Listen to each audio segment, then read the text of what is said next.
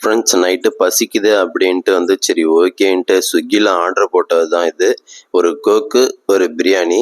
Coke வந்து இதோடைய ப்ரைஸுன்னு பார்த்தாலே 20 ருபீஸ் தான். அது ஆர்டர் போட்டு எடுத்ததுனால வந்து அது வந்து 55 ருபீஸு. இந்த பிரியாணி எக் பிரியாணி வந்து கிட்டத்தட்ட இது வெளியில் வாங்கினாலே ஒரு 80 ரூபா தான். ஆனால் டேஸ்ட் வைஸ்ன்னு பார்த்தா ஒன்றுமே கிடையாது. மட்டமானது, கிட்டத்தட்ட வேஸ்ட்டு அப்படின்னு தான் சொல்லலாம். இதில் வந்து எக் பிரியாணி குவான்டிட்டின்னு பார்த்தா ஒரு ஆளு கூட பத்தாது, அந்த அளவுக்கு மட்டமாக இருக்கும். குவான்டிட்டி அவ்வளோ கம்மியாக தந்துருந்தாங்க. இதோடைய கடன் பார்த்தா வந்து மிட் நைட் மசாலா. இந்த பிரியாணியோடைய ரேட் வந்து 200 அபோவ். கிட்டத்தட்ட அந்த அளவுக்குலாம் வர்த்தே இல்லை. தயவு செய்து யாராச்சும் இது போல் ஸ்விக்கியில் நைட் டைமில் பிரியாணி ஆர்டர் போடுறீங்கன்னா இதை போட்டுறாதீங்க.